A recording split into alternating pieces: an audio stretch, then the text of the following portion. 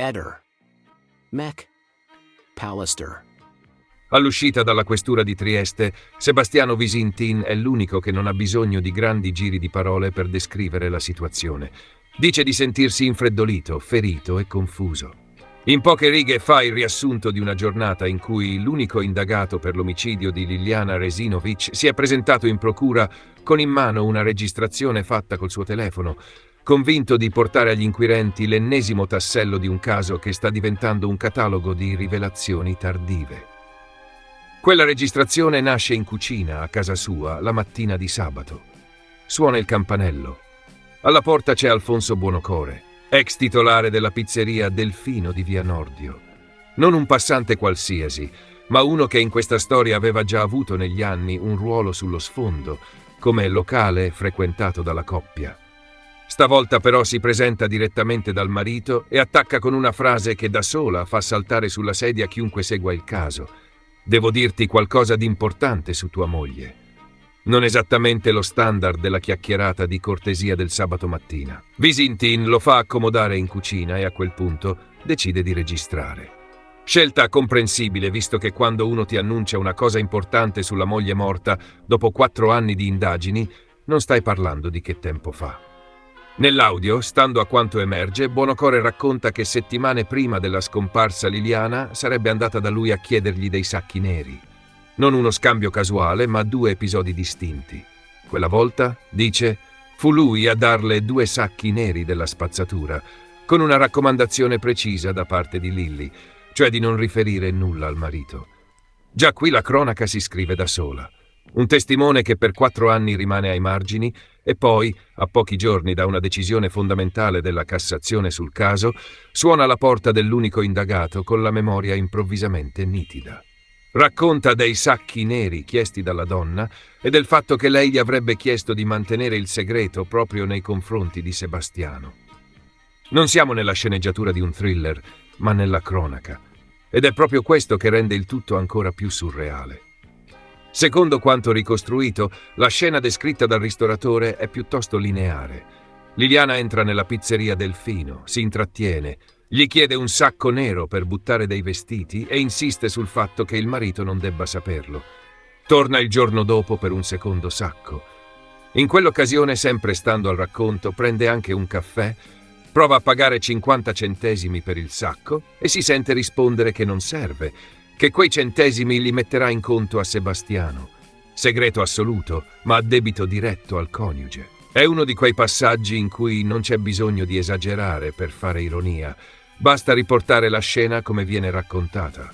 Il problema non è solo cosa viene detto, ma quando. Dopo aver ascoltato il racconto in cucina e averlo registrato, Sebastiano decide di portare il file direttamente in procura. Va in questura, chiede di consegnare l'audio agli inquirenti. All'esterno, intercettato dai giornalisti, ripete di sentirsi confuso e di non capire il motivo di dichiarazioni che arrivano dopo 4 anni. E in effetti il tempismo è l'unica cosa che nessuno può non notare. Perché questa storia dei sacchi arriva esattamente nel momento in cui il filone principale sulla morte di Liliana ha subito uno scossone importante.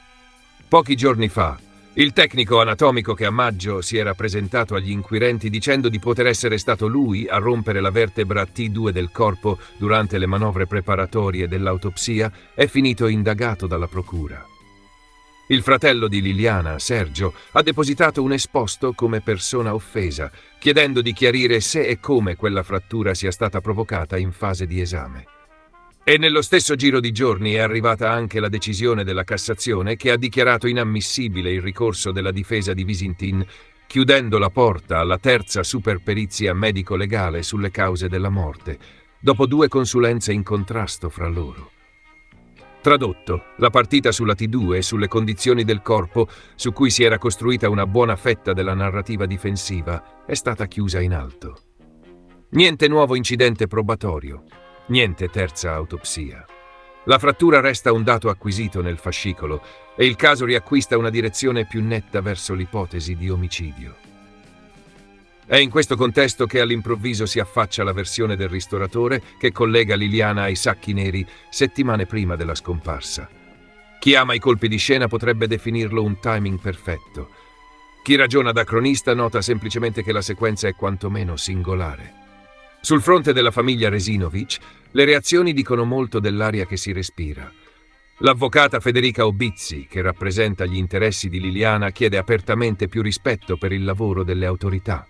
Fa notare che è la terza volta che dichiarazioni spontanee legate a momenti delicatissimi dell'indagine vengono registrate e rilanciate dalla stampa prima di essere incanalate in modo ordinato verso gli inquirenti.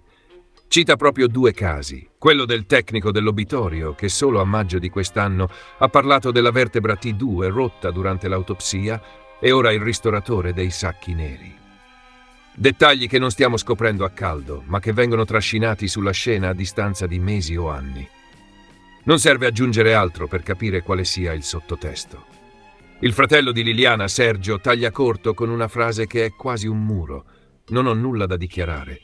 Non credo a niente, lasciatemi stare. Uno che vive da anni dentro al vortice mediatico e giudiziario del caso ha ormai passato di gran lunga il punto di saturazione. Ed è significativo che a raccontare questi sviluppi sia un telegiornale regionale di servizio pubblico, non una trasmissione di intrattenimento. Cioè un'informazione istituzionale che, suo malgrado, si ritrova a fare da cronista dell'ennesimo capitolo della saga delle memorie ritardate. In parallelo, sul fronte dei consulenti della famiglia, c'è un'altra linea chiara. L'avvocato di Sergio Resinovic ha ricordato, commentando la decisione della Cassazione, che secondo lui la verità e il nome dell'assassino sono già nelle carte e che adesso bisogna solo andare fino in fondo sugli elementi probatori principali. Cordini, video, reperti, movimenti di quella mattina, altro che improvvise epifanie di memoria a domicilio. E allora torniamo ai sacchi. Perché qui l'ironia nasce da come la realtà si incastra da sola. Da una parte ci sono i sacchi neri che tutti conosciamo da 3 anni, quelli che avvolgevano il corpo di Liliana nel boschetto dell'ex ospedale psichiatrico. Reperti analizzati, fotografati, catalogati, sui quali sono stati fatti accertamenti merceologici e dattiloscopici e dai quali non sono emerse impronte utili. Dall'altra oggi spuntano i sacchi raccontati dal pizzaiolo, che dice di averne consegnati 2 alla donna settimane prima, uno dopo l'altro, con la motivazione che le servivano per buttare vestiti, ma in segreto rispetto al marito. Ciò che rende la storia potenzialmente rilevante è evidente. Se quei sacchi fossero davvero dello stesso tipo, dello stesso lotto, o comunque compatibili con quelli usati per occultare il corpo, ci sarebbe un aggancio oggettivo in più da valutare. Infatti si parla di nuove analisi per capire se il materiale fornito da Buonocore possa essere comparato in modo serio con ciò che è già agli atti.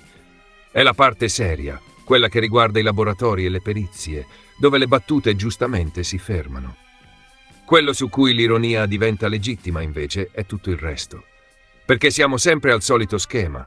Prima la difesa di Visintin punta fortissimo su un filone tecnico, quello della vertebra T2, perfino con un tecnico che si presenta a dire che forse la frattura è stata provocata da lui durante la preparazione del corpo.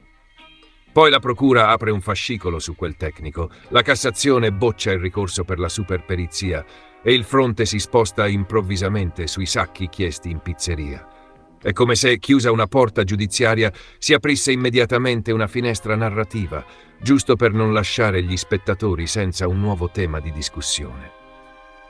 I commentatori televisivi ci si sono buttati subito, qualcuno dichiarandosi senza parole e contemporaneamente analizzando per 10 minuti l'ennesimo frammento di questa storia. A fare da carburante ci sono proprio questi cambi di prospettiva che permettono di rimpiazzare il tormentone T2 sì, T2 no, con sacchi sì, sacchi no. Intanto però la sostanza resta la stessa. Un testimone che dice di essere stato insospettito a suo tempo, nace di aver ricevuto la richiesta di tacere persino al marito e che per 4 anni non trova modo di riferire in modo formale agli inquirenti, nemmeno davanti a uno dei casi più discussi del paese. Il punto non è prendersela con chi trova il coraggio di parlare tardi. Succede nelle indagini che qualcuno si faccia avanti dopo molto tempo, per paura, per disagio, per pressioni. Il problema è quando questo diventa una specie di format. Prima il tecnico dell'obitorio, poi il ristoratore, domani chissà chi altro.